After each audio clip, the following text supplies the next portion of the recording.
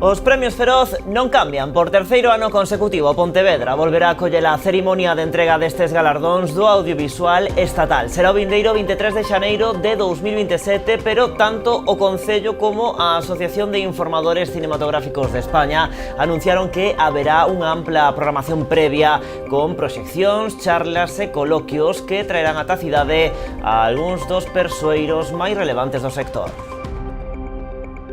Que tal, saúdos? Comeza o xuizo contra o parricida de Esteiro. O mozo está acusado presuntamente do brutal asasinato do seu pai cunha machada en abril de 2023. A Fiscalía e a acusación particular piden para el unha pena de 23 anos de cárcere. A defensa a súa solución. O BNG de Vilagarcía condiciona o seu apoio aos orzamentos de 2026 a que o goberno local deseñe unha folla de ruta que garanta o cumprimento dos acordos. Os nacionalistas din que algunhas das súas achegas en anos anteriores non rematan de materializarse, polo que instan os socialistas a que se recolla por escrito un calendario cos distintos proxectos e obras. O Concello de Noia avanza na posta en valor do centro urbano coa mellora executada no campo da feira. Procedeuse a condicionamento dos xardíns e os camiños, así como o arranxo dos desaugues. A Deputación de Pontevedra renova o seu acordo de patrocinio co Pontevedra Club de Fútbol. A Administración Provincial mantén a súa achega de 160.000 euros para a tempada 25-26. Sobre o mal estado do céspede de Pasarón, a presidenta Lupe Murillo asegurou que están a traballar no proxecto de reforma integral da drenaxe e dende a Deputación ofrecéronse a colaborar co Concello, titular do estadio, nesta intervención. Pois con todo isto comezamos. Están vendo as novas do día en Canal Rías Baixas.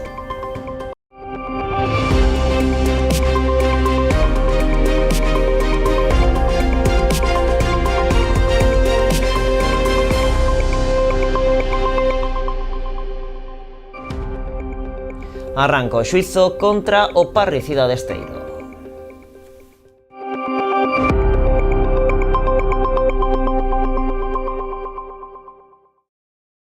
Este luns arrancaba na sección segunda da Audiencia Provincial da Coruña o xuizo contra o parricida de Esteiro, mozo acusado presuntamente do brutal asasinato do seu pai cunha machada en abril de 2023. O xuizo, que será con xurado popular, prolongarase previsiblemente ata o venres. A Fiscalía e a acusación particular piden para el unha pena de 23 anos de cárcere por un presunto delito de asasinato con agravante de parentesco. Pola súa banda, a defensa pide a súa absolución ao entender que o mozo tiña alteradas as súas capacidades cognitivas no momento no que se produciron os feitos. O caso destapou tamén outras actividades delictivas relacionadas co tráfico de drogas, localizándose unha importante cantidade de cartos na vivenda. Levamos 40 anos entrando na túa casa, instalando os teus soños e coñecendo o teu nome. Fomos a túa tenda de confianza con outros nomes e hoxe evolucionamos para darche moito máis. Agora somos Mielectro, mesmo equipo, mesma confianza e a experiencia de sempre coa forza dos mellores. Ven a descubrir a tecnoloxía máis avanzada co trato de toda a vida. Os de sempre, agora máis fortes que nunca. Agardámoste. A Garda Civil de Noia investiga a autoría de varios roubos cometidos esta fin de semana nas instalacións do pabillón municipal Alonso Rodríguez, situado en pleno centro urbano. Os amigos do alleo puxeron o foco esta vez nas pertenzas de varios clubes locais que empregan estas instalacións, nomeadamente o Club Voleibol Noia e o Club Baloncesto Noia. Ao parecer, segundo denuncian dende estes dous equipos, non é a primeira vez que acontece. Estes furtos representan perdas materiais e económicas importantes para eles que afectan directamente o traballo que desempeñan. Dende ambas entidades pídenlle ao Concello que se tomen as medidas oportunas para reforzar a seguridade das instalacións deportivas e evitar así que este tipo de situacións volvan repetirse. En Ribeira, campaña de control de velocidade, o Concello informa de que durante estes días van instalar un radar móvil no tramo comprendido entre a Capela e a Graña, en Carreira. O Executivo responde así ás numerosas demandas da veciñanza desta parroquia que pedían un maior control aos vehículos que exceden a velocidade máxima permitida.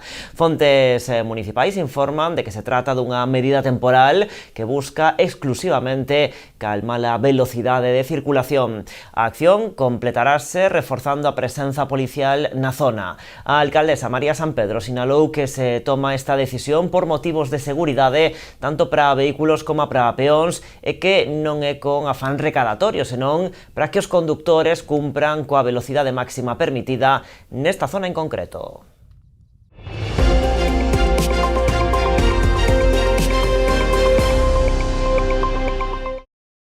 O subdelegado do Goberno na Coruña, Julio Abalde, supervisou este luns en Rianxo o inicio das obras de recuperación ambiental que se están a realizar no porto de Taragoña. Van permitir, unha vez rematadas, a retirada do espigón alí existente. Abalde destacou a importancia desta acción que sufraga o Goberno Central e que permitirá reforzar a resiliencia da costa fronte ao cambio climático.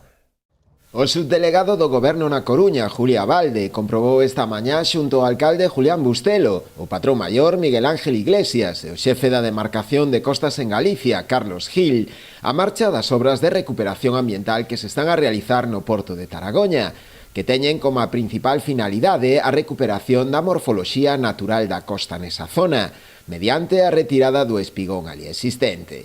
O proxecto, que conta cun investimento de máis de 534.000 euros, financiados polo Ministerio para a Transición Ecolóxica e o Reto Demográfico e a Unión Europea, permitirá recuperar a dinámica natural da costa e mellorar a calidade ambiental dun espazo de gran valor ecolóxico e paisaxístico. Rexenerar esta zona da costa e garantir as mellores condicións ambientales para, entre outras cousas, que o sector de marisqueo teña as mellores condicións dentro da ría. Esta obra está marcada dentro do Plan de Resiliencia dos fondos europeos, está dotada con máis de 500.000 euros e forma parte dun plan de regeneración das costas da provincia da Coruña que ten unha dotación total de 10.700.000 euros. Por lo tanto, isto é un indicador do empeño do Ministerio para facer unha regeneración, unha recuperación das zonas afectadas da costa e, sobre todo, de preparar as nosas costas cara á situación que ahora temos debido ao cambio climático. O alcalde Julián Bustelo destacou a importancia desta actuación, que responde a unha bella demanda tanto do Concello como da propia Confraría de Pescadores. Agradecerlle ao subdelegado que hoxe nos visite para de primeira man comprobar este inicio dunhas obras que se van alargar nas próximas semanas para efectivamente retirar parte deste espigón, unha bella demanda do Concello de Rianxo, mas tamén unha bella demanda da Confraría de Pescadores. Este e outros espigóns semellantes entendemos que dificultan ese necesario movimento de augas que seguro que beneficia a produción marisqueira aquí na nosa zona.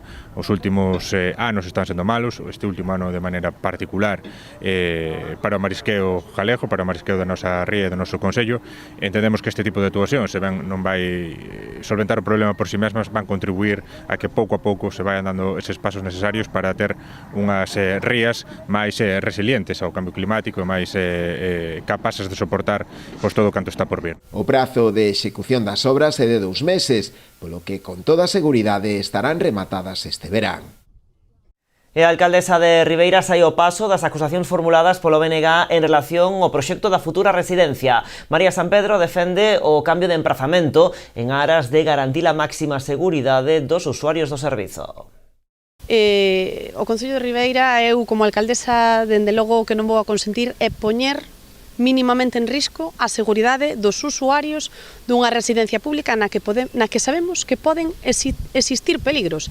Xa coñecemos cal é a filosofía do Bloque, a do non a todo, a de non saber buscar alternativas cando se lle piden e agora vir reclamando a carrapeta de turno. A alcaldesa informou ademais sobre os avances na tramitación preliminar para poñer a disposición da Xunta a nova parcela de Cruxeiras, onde finalmente se emprazará a residencia. Nos seguimos traballando, temos feita xa por parte dos técnicos municipais esa medición de todo o solar de Cruxeiras, unha medición que pasaremos a inscribir no inventario de bens públicos cos datos concretos desa parcela para proceder xa a súa cesión á Xunta de Galicia. A rexedora lembrou que se trata de terreos municipais polo que non suporán un custo adicional e destacou a idoneidade do emprazamento pola súa proximidade co casco urbano.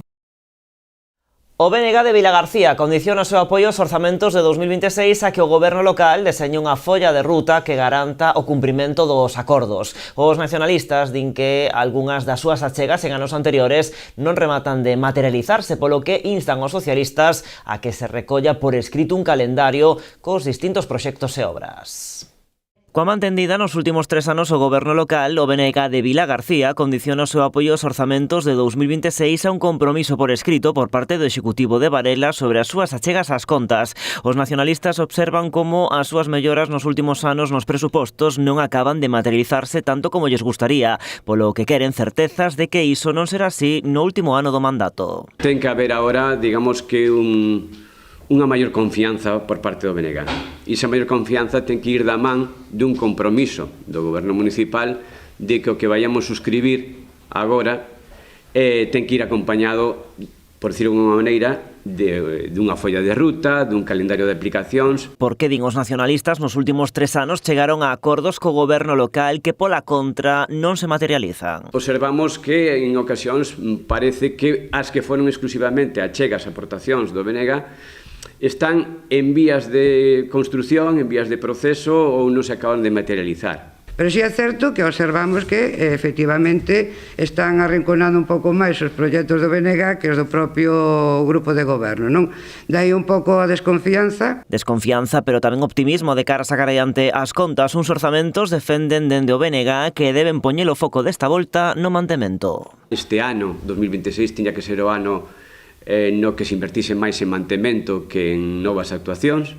Por lo tanto, as nosas achegas foron nese sentido, non? De mellorar o rural, a rede de saneamento, os plans de asfaltado, o que son as obras que temos xa realizadas, que experimenten un maior mantemento, ornato a mellora dos espazos xa, por exemplo, axardinados. Unha prioridade que non quita que na axenda dos nacionalistas se manteñan outros grandes proxectos pendentes, entre outros o aparcadoiro do Carril ou unha solución pro balneario da Compostela, pro que propoñen un centro de día para maiores. Ademais, insisten na necesidade dunha residencia pública na cidade. Pensamos que hai un proxecto, ou polo menos unha forma que ahora mismo está aí, que para nós sería primordial que se deixara unha partida incluso para negociar e comprar o que é a finca dos Duques de Terranova, non? A Casa das Mil Ventáns, que para nós eso non sería importante para unha residencia de maiores pública. E tamén lle reclaman ao goberno socialista máis compromiso coa cultura e coa lingua. Bueno, e a volta da publicidade, entre outros asuntos, imos falar deses premios Feroz que efectivamente non marchan de Pontevedra, vanse celebrar na cidade por 3º ano consecutivo.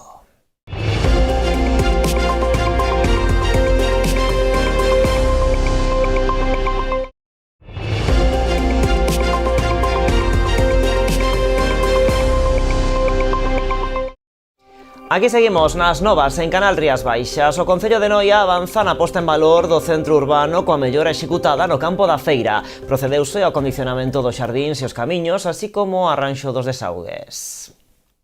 A contorna da Alameda, así como os xardíns Felipe de Castro e o campo da Feira, é un dos principais espazos públicos de Noia, así como a carta de presentación do seu núcleo urbano. Dai o interese do goberno por poñer en valor a zona, recuperando para o uso cidadá algunhas áreas que se atopaban en mal estado. Con esta actuación e cando este rematada definitivamente Felipe de Castro, que ainda non está, a intervención que vamos a facer nos columpios, no parque principal de columpios de arriba da Alameda, creo que vamos a facer unha recuperación moi importante e moi grande dunha das zonas máis significativas de Noia, non? Como é o complexo de toda a Alameda, que é un elemento patrimonial indiscutible. Todo o mundo coñece a riqueza da Alameda de Noia e punto fundamental de ocio para toda a ciudadanía e toda a xente que ven de fora, non? A actuación consistiu na canalización dos desaugues e consolidación dos camiños, así como a posta en servizo da fonte e renovación do alumeado. Foi executada directamente polas Brigadas Municipais de Obras e Medio Ambiente, a excepción da instalación eléctrica, polo que supuxo un importante aforro para as arcas públicas. Aquí hubo unha recuperación importante das zonas de desagüe, por eso se van a eliminar en principio as charcas, pode haber algún problema que iremos solucionando, pero todo o que é a acumulación de agua que había, por exemplo, na entrada ao parque onde se producía unha auténtica lameira, esa canalización non tiña un desagüe efectivo, senón que morría, quedaba cega, por eso non había evacuación de agua, e se cambiou tamén a instalación eléctrica, que tiña unha situación de precariedade importante. Se completaron as iluminacións, agora está iluminado todo o parque, antes había unhas zonas de oscuridade importantes, e tamén se recuperou o funcionamento da fonte. De que unha obra executada con recursos do Concello, con orzamento do Concello, solo complementada no caso da instalación eléctrica de iluminación por unha empresa exterior, pero o que se pode facer con unha brigada de obras ou de medio ambiente que funciona adecuadamente. Tralo acondicionamento do espazo, o próximo paso será enchelo de actividade cunha extensa programación de actos lúdicos e culturais a celebrar no campo da feira. Se vamos a recuperar nos vindeiros meses todo o que é a actividade lúdica deste parque que estaba prácticamente en desuso, era un parque marxinal, que é unha pena porque é un parque precioso, que además está ao lado da Alameda, e vamos a intentar dotalo desa actividade. Máis cousas, en marcha unha nova convocatoria da Aceleradora Ría de Pontevedra. A iniciativa, posta en marcha pola Asociación de Jóvenes Empresarios co apoio de ENCE, busca impulsar o emprendemento nos concellos de Pontevedra, Marín e Poio. Está dirixida a proxectos sostibles e innovadores cun máximo de 3 anos de actividade. O prazo para inscribirse abre este martes 12 de maio. Mañá, martes 12 de maio, ábrese unha nova convocatoria para participar na 6ª edición da Aceleradora Ría de Pontevedra. O programa busca fomentar o emprendemento nos concellos de Pontevedra, Marín e Poio. Hoy presentamos outra nova edición de 6ª edición de la Aceleradora Ría de Pontevedra, pero sobre todo desde AGE presentamos unha oportunidade real para emprender. Mejor y acompañando un poquito a las ideas e iniciativas emprendedoras que se presentan a esta aceleradora. Emprender no es un camino en solitario, eso lo creemos desde AGE desde siempre y por eso se presentó este proyecto al Plan Social de ENCE. A iniciativa posta en marcha pola Asociación de Jóvenes Empresarios co apoio de ENCE buscará unha vez máis proxectos sostibles e innovadores. A convocatoria está dirixida a persoas emprendedoras e empresas cun máximo de 3 anos e medio de actividade. Nos dende ENCE, pois esperamos poder seguir moitos anos apoiando, estando ao lado de todos os que teñen estas iniciativas para mellorar o emprendimento, para mellorar en xeral pois a sociedade, as posibilidades de traballo e mellorar pois a economía da zona. Nas 5 convocatorias anteriores pola aceleradora pasaron xa 61 proxectos. Esta 6ª edición, como comentaba Antonio, refuerza esa línea que consideramos clave, que es acompañar un poco la escalabilidad y la consolidación de los proyectos que se han presentado en ediciones anteriores.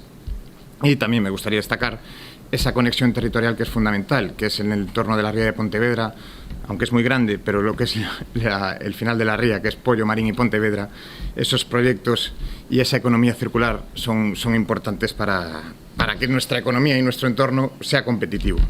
O 100% dos emprendementos da edición pasada continúan activos. Dende a organización explican que o obxectivo é dar resposta aos retos que afrontan os emprendedores durante os seus primeiros 42 meses de actividade. Pero es un dato relevante que de la última edición el 100% de los proyectos siguen activos.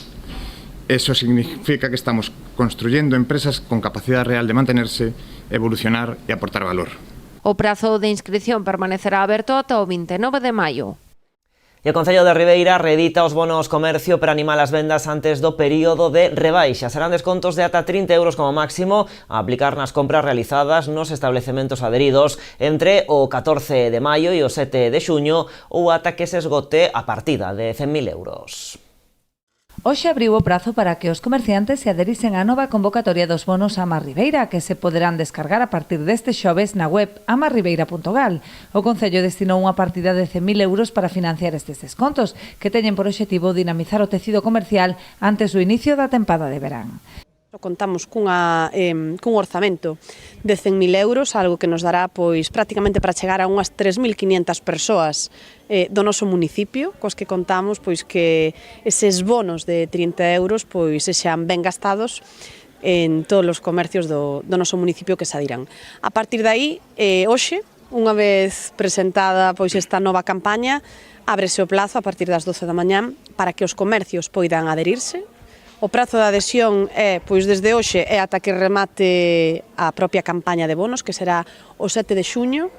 Agardamos que pois esos 100.000 euros non cheguen ata o 7 de xuño, sino que se agoten moitísimo antes, porque iso será sinal de que a xente consume na casa, gasta na casa, e que desde logo vai aproveitar esos 100.000 euros que o Concello de Ribeira pon a disposición dos veciños e que invirte pois non só nos veciños, sino tamén en que os comercios pois poidan contar con un retorno económico en tempos pois de unha época quizáis máis baixa de ventas, posto que pois o que son as rebaixas do verán comezan en xullo, se mal non recordo, e que polo tanto pois prácticamente o tempo pasa voando e están á volta da esquina. A Asociación de Empresarios, quen agradeceu esta aposta polo comercio de proximidade, repartirá tamén 3.500 tickets de estacionamento para facilitar a afluencia de clientes. A parte vamos a poner tamén a disposición de todas as tiendas asociadas 3.500 bonos de ticket de parking para que a xente gaste o bono e pida os tickets de parking, que con eso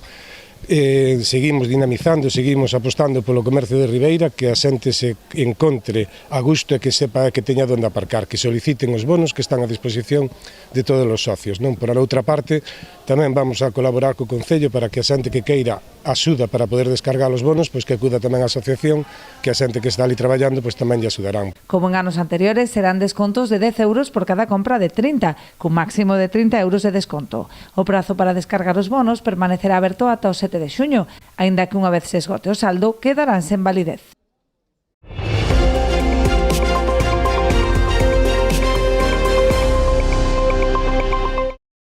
A Deputación de Pontevedra renova o seu acordo de patrocinio co Pontevedra Club de Fútbol. A Administración Provincial mantén a súa achega de 160.000 euros para a tempada 25-26. Este luns celebrouse a asinatura do convenio no estadio de Pasarón. Precisamente o mal estado do céspede centrou a atención dos asistentes. A presidenta Lupe Murillo asegurou que están a traballar no proxecto de reforma integral da drenaxe e dende a Deputación ofrecéronse a colaborar co Concello titular do estadio nesta intervención. A Deputación de Pontevedra ofrece a súa colaboración no arranxo do terreo de xogo do estadio de Pasarón, que arrastra graves problemas no sistema de drenaxe. Por parte da Deputación, xa digo, hai o compromiso do vicepresidente e xa con exemplos houve esa colaboración para unha mellora dun césped que o require. Isto xa é un tema por o risco de lesións dos xogadores, do espectáculo, pero tamén de imaxe. Estar aquí o sábado ou calquer outro día, estar vendo por toda España este campo, pois tampouco non deixa nun bo lugar, que era o que quereríamos todos a Pontevedra e a provincia. Así as cousas, o presidente apuntou que o Concello é o titular do estadio, polo tanto, dixo López, correspóndelle ao goberno local iniciar o procedemento administrativo para explorar as vías de colaboración para resolver os problemas do céspede. Nos vamos a axudar. E xa o fixemos na última mellora que houbo aquí do estadio. Por lo tanto, eso ten que ser unha iniciativa municipal. É como se aquí, no campo de fútbol de Príncipe Felipe, que é 100% da Diputación, nós lle pedimos diñeiro ao Concello, a Xunta non, mira, podemos pedirlo, pero de entrada é nuestra responsabilidade. Pola súa banda, dende o Pontevedra Club de Fútbol, a súa presidenta asegurou que están a traballar no proxecto da reforma integral da drenaxe para trasladalo ás administracións. Están agardando as administracións, especialmente a Deputación e o Concello de Pontevedra, para que dende o Pontevedra Club de Fútbol fagamos unha proposta de cuáles son as actuacións que debemos hacer agora para que eles as poidan abordar. Cando nos lles demos o plantexamento, entre eles falarán para ver que parte cada quen vai asumir da reforma. Hoxe, ademais, Deputación e Club renovaron o convenio anual de colaboración. No seu marco, a Administración Provincial achega 160.000 euros, sendo un dos principais patrocinadores. Eu o que quero é reafirmar ese compromiso da Diputación co apoio aos clubes. Xa sabedes que a Diputación ten as portas abertas porque a colaboración é fundamental neste eido, porque todos sabemos que o mundo do fútbol, pois ás veces nestes clubes, nestas categorías é deficitario. Nos sós non podemos facelo todo, non? López anunciou tamén que a Deputación instalará unha pantalla xigante o vindeiro domingo diante do Pazo Provincial para seguir o partido dos granates contra o Tenerife. Un encontro no que poden pechar a clasificación para a fase de ascenso á segunda división. O medio maratón entre Rías, entre o Grove e Sanxenxo, chega a súa terceira edición con récord de participación. Un total de 3.000 rexistrados, o 30% de fora de Galicia, van participar nas dúas probas previstas para este vindeiro 17 de maio. O medio maratón sairá ás 10 da Praza do Corgo, no Grove, e a 10K da contorna da Capela da Lanzada contra as 11:30. A cita contará con dous padriños, figuras de referencia no triatlón, Dani Molina e Javi Gómez Noya, que dará unha charla coloquio o sábado ás 8 da tarde no Hotel Carlos I, con entrada libre. Durante a tarde haberá tamén carreiras infantís gratuitas no Porto do Grove. Un día antes ofrecerase un concerto do Grupo Asia gratuito na Praza do Mar a partir das 10 da noite. Na presentación da proba, os dous alcaldes incidiron na boa relación e na boa colaboración entre concellos, así como na fermosura da paisaxe do percorrido. Ás veces hai que pensar en grande, porque, bueno, eu sempre digo que creo que esta é a carreira a nivel mundial que atravesa 3 mares. Salimos dende a Ría de Arousa, pasamos polo Océano Atlántico e chegamos á Ría de Pontevedra. Creo que iso non pasa en ninguna carreira, media maratón ou maratón do mundo, pero é que se me acaba de ocurrir, cando falabas con Noelia, que aquí hai que tirar a máis. Polo tanto, hai que xa pensar en facer a primeira tricarrera. É dicir, 10K, 21K e 42K. Esta marca importante que é o Grove Sanxenxo, porque ao final somos todos un. Eu digolle moitas veces a xente aquí que estamos discutindo que onde empeza o Grove, onde termina Sanxenxo. Non te metas aí. Non me meto, non. Que máis dá? Se isto é de todos. E nós cando chego que temos que terlo ben, temos que ter bonito. Ti crees que unha persona que ven de fora aquí cando chega que vai estar preguntando? Aquí non hai fronteiras. Sanxenxo e o Grove somos únicos e xa está.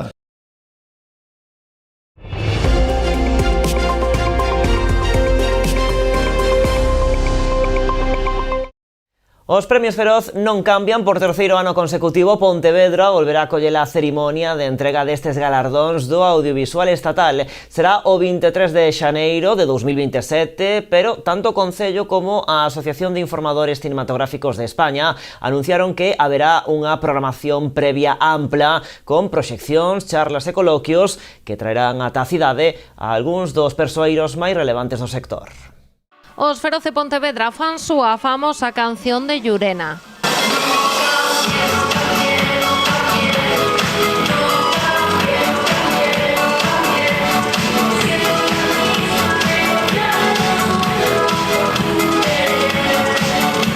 E hoxe confirmaron que manteñen o seu idilio. Os premios do 2027 volverán entregarse na cidade. Estou feliz e contento de comparecer para decirvos que, efectivamente, os Feroz volven a Pontevedra, e eu creo que volven a Pontevedra porque o Concello quere, pero porque a xente de Pontevedra tamén quere, non? Podemos decir bien alto que no cambiamos y que volvemos a Pontevedra. Estamos muy contentos de volver a Pontevedra. Es un lugar que nos acoge, que nos abraza, donde nos sentimos muy bien recibidos, y creo que el mundo del cine también. Por eso tripitimos. A cerimonia será o vindeiro 23 de xaneiro do 2027 no recinto feiral, convertendo así a Pontevedra na primeira cidade, ademais de Madrid, que acolle estes premios 3 anos consecutivos. A veciñanza de Pontevedra é o verdadeiro motivo polo que os Feroz volven por terceira vez a Pontevedra.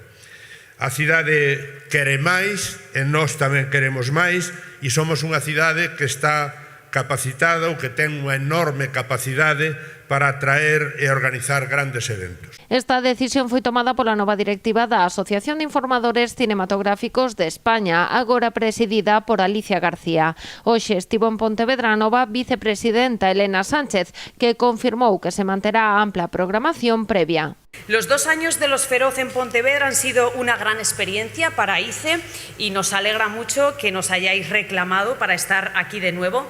Volveremos eso por tercer año consecutivo, como digo, y era algo que no estaba en el acuerdo inicial. Es la primera vez que vamos a estar en 3 ocasiones en la misma ciudad.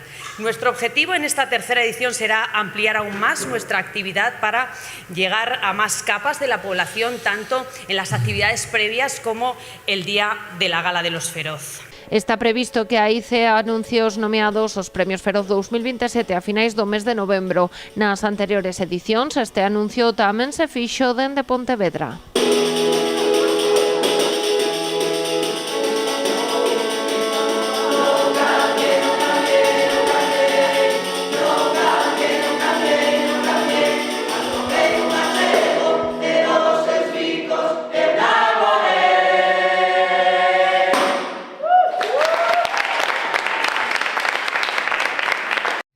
E tralo éxito do concerto Grandes Iconas celebrado no pasado mes de febreiro, o Concello de Ribeira decidiu programar un segundo pase que se incluirá na programación da Semana do Orgullo. O espectáculo terá lugar o 5 de xullo e xa se poden adquirir as entradas. A música de grandes referentes para o colectivo LGTBI volverá a soar no Auditorio de Ribeira o 5 de xullo. Será o segundo pase do concerto Grandes Iconas da Orquestra Sons, que se incluirá na programación que está a deseñar o Concello para conmemorar o Día do Orgullo. O Concello de Ribeira atópase traballando dentro da programación do 28 de xuño. Para elo quixemos poñer o colofón a esa programación que vai durar todo un fin de semana, máis actividades que vamos a facer ao longo da semana primeira de xullo. Vamos a poñer o broche de ouro a esa programación con un gran concerto que puderon todos ter o prazer de disfrutar o pasado febreiro, 2 de febreiro. Sei que é un concerto que estuvo moi demandado, un concerto que gustou a todo o mundo, e queremos facer unha reedición e esta vez dentro da programación que vamos a facer dentro do CIN. Acompañarán no escenario os músicos da Orquestra Sons, numerosos artistas convidados de toda a comarca, así como coro Cores da Coruña e outras entidades que colaboran con este evento.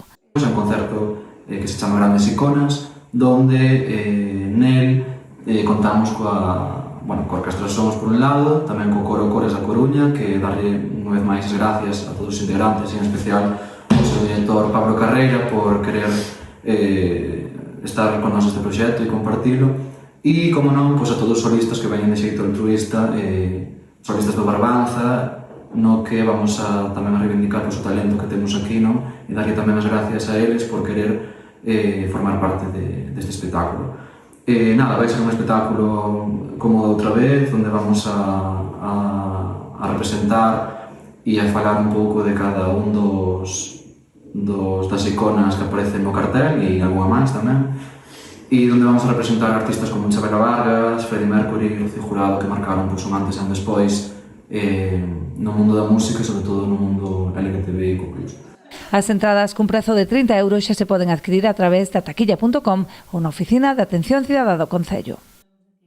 Bueno, este ano fixéronse agardar, pero xa están aquí. Os mozos da Comisión de Festas de Caleiro en Vilanova xa teñen todo listo para a festa do San Isidro Labrador deste vindeiro sábado. Como xa tradición, para desvelar o cartel, publicaron a través das súas redes sociais un vídeo. Este ano seica andaban un pouco desaparecidos a ver se libraban de facer a festa. Ao final, houbo que recorrer a unha das veciñas máis célebres da zona para dar con eles, todo sexa pola troula. Hombre, moi buenas, Capi. Contame. Joder, Moncho, poma algún quiñe aí. Hombre, por favor, faltaba máis. Que tal dos chavales? Sabes algo que? Que trouxe que meu pai un pouco viño que quere que a ver se veñan a probalo e que eu sepa non saben nada deles. Non me cuadra con eles. Chego tarde a pedir e tal, chamamos non sei nada deles. Pois vamos ter un problema. Pero non, teño un número aí para chamar eu aí. Teño un colega aí para chamar. A ver como gobernamos.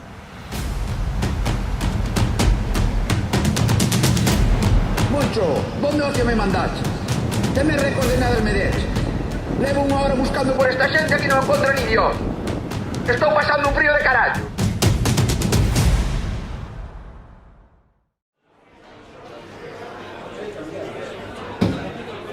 Buenas. Moi buenas, Capi. Boas, Moncho, que? Unha Sabes brica algo deles? Creo que soy unha persona en Colón por aí que debe saber, pero non sei nada, que non dou chegado eso.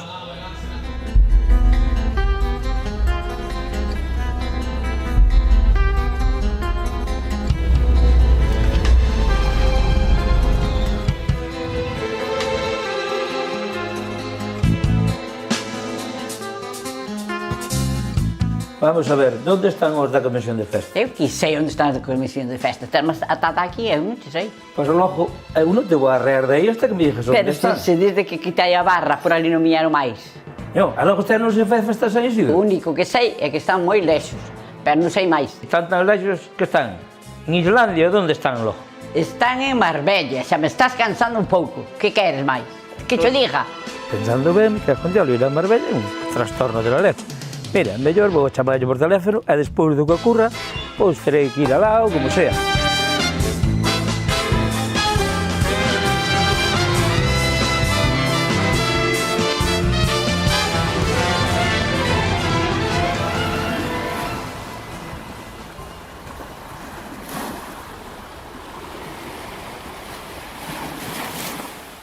Pois, para ser Marbella, tampouco fai tan bo tempo,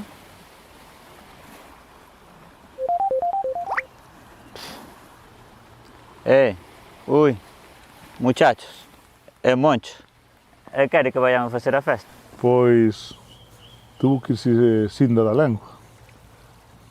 É o único que sabía. Bueno, pois teremos que facer a festa. Veña, chavales, pois hai que ter unión e fuerza, vamos.